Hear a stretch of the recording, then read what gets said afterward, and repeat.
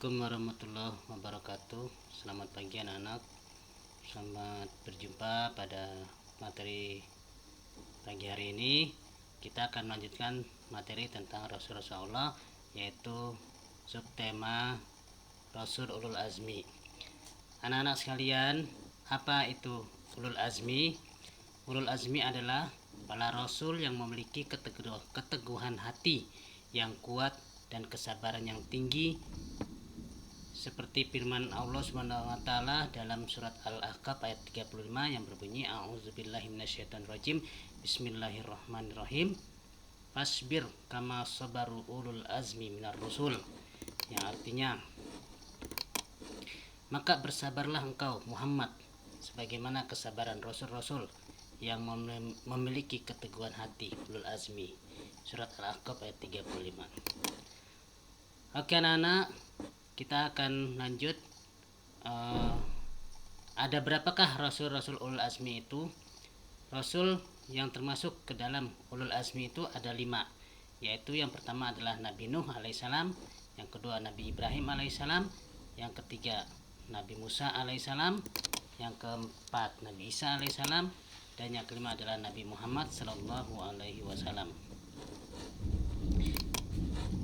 Kemudian kisah para rasul ulul azmi ini, yang pertama adalah Nabi Nuh alaihissalam. Nabi Nuh alaihissalam adalah keturunan ke-10 dari Nabi Adam alaihissalam. Ia mengajak manusia agar menyembah Allah Subhanahu wa taala dan melarang memperhambakan diri kepada selain Allah Subhanahu wa taala.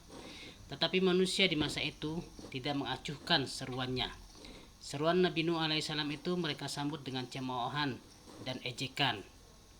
Selama 950 tahun Nabi Nuh alaihissalam menyiarkan ajaran Allah Subhanahu wa taala, tetapi umatnya tetap saja ingkar, termasuk anaknya juga yang bernama Kan'an. Akhirnya Allah Subhanahu wa taala menurunkan kepada mereka siksaan berupa banjir besar. Hanya sedikit orang yang selamat dari banjir, dan mereka itu adalah para pengikut Nabi Nuh alaihissalam. Kemudian kisah Nabi Ibrahim alaihissalam. Nabi Ibrahim alaihissalam adalah anak Azar, tukang pembuat patung untuk dijadikan sesembahan. Nabi Ibrahim alaihissalam hidup pada masa Raja Namrud yang zalim, musyrik, dan kufur. Nabi Ibrahim alaihissalam mengajak Raja Namrud dan kaumnya agar beriman dan menyembah Allah Subhanahu wa taala. Ia ajak agar mereka meninggalkan menyembah berhala. Ada banyak kesabaran dan keteguhan Nabi Ibrahim alaihissalam yang dapat kita ketahui lebih lanjut. Karena ketaatan Nabi Ibrahim kepada Allah Subhanahu wa taala, maka doanya dikabulkan. Selanjutnya kisah Nabi Rasul Ulul Azmi yang ketiga adalah Nabi Musa alaihissalam. Nabi Musa alaihissalam adalah putra Imran, keturunan Bani Israel. Ia hidup pada masa Raja Fir'aun yang sangat zalim, mengaku dirinya Tuhan. Siapa yang tidak mau menuhankannya, maka orang itu akan dibunuhnya. Nabi Musa alaihissalam terus saja menyebarkan ajaran Allah Subhanahu wa taala kepada kaum Bani Israel, seraya berdoa agar diberikan kawan yang membantunya. Akhirnya diberilah oleh Allah Subhanahu wa taala seorang kawan, teman, yaitu Harun, yang merupakan saudaranya sendiri yang membantu dakwahnya. Doa Nabi Musa alaihissalam dikabulkan Allah Subhanahu wa taala, maka Nabi Harun alaihissalam diangkat Allah Subhanahu wa taala menjadi seorang rasul. Selanjutnya kisah Rasul Ulul Azmi yang keempat adalah Nabi Isa alaihissalam. Nabi Isa alaihissalam adalah putra Maryam.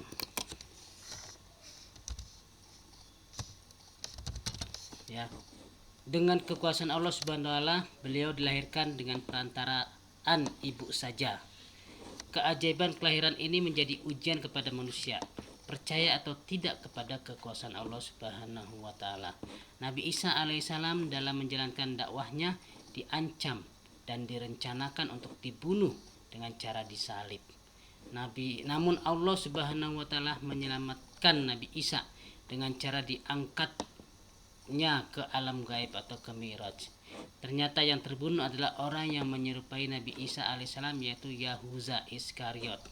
Seperti firman Allah dalam surat An-Nisa ayat 157 yang artinya, tidaklah mereka membunuh dan menyalib Isa, hanya orang yang diserupakan Allah dengan Isa yang tersalib. Selanjutnya, kisah Rasul Ulul Azmi yang terakhir, yang kelima adalah Nabi Muhammad SAW. Sejak usia muda, Nabi Muhammad SAW terkenal jujur, tabah, sabar, bertanggung jawab, dan pekerja keras, sehingga diberi julukan Al-Amin, yang artinya adalah terpercaya. Setelah diangkat menjadi Rasul, beliau tak henti-hentinya berdakwah, mengajak umat manusia menyembah Allah Subhanahu wa Ta'ala dan meninggalkan kemusyrikan, yaitu penyembahan terhadap berhala. Dalam menyiarkan agama Allah Subhanahu wa Ta'ala, Nabi Muhammad sering dihadang, bahkan diancam akan dibunuh oleh orang-orang kafir Quraisy. Abu Jahal adalah orang yang paling membencinya. Pernah ketika Nabi Muhammad SAW sedang beribadah, Abu Jahal dan komplotannya datang sengaja mengotorinya dengan najis. Namun Nabi Muhammad SAW hanya berdoa kepada Allah Subhanahu wa Ta'ala, "Ya Tuhan, kepada Engkaulah aku menyerahkan kaum Quraisy." Doa ini berulang-ulang terus dibaca oleh Rasul.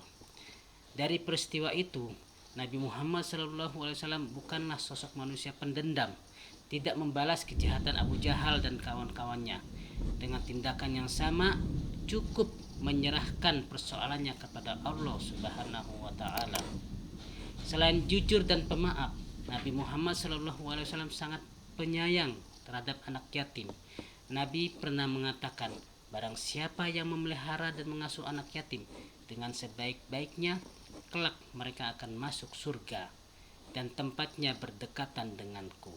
Hal ini diisyaratkan Nabi dengan jari telunjuk dan jari tengahnya yang berdekatan dan tidak terhalang apapun. Begitulah kepedulian Nabi Muhammad SAW kepada umatnya.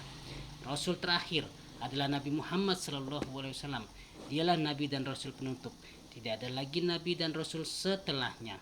Karena Nabi Muhammad SAW sebagai penutup, maka sering disebut dengan istilah Khatamul Anbiya, artinya penutup atau penghabisan para Nabi dan Rasul. Demikian anak-anak materi tentang Rasul Ulul Azmi yang dapat kita ringkas, yaitu Rasul Ulul Azmi ada 5 Rasul, yaitu Nabi Nuh, Nabi Ibrahim, kemudian Nabi Musa, Nabi Isa, dan terakhir adalah Nabi Muhammad SAW. Semoga anak-anak bisa menerima materi yang singkat ini dari Bapak dan dapat mencernanya. Terima kasih. Wassalamualaikum warahmatullahi wabarakatuh.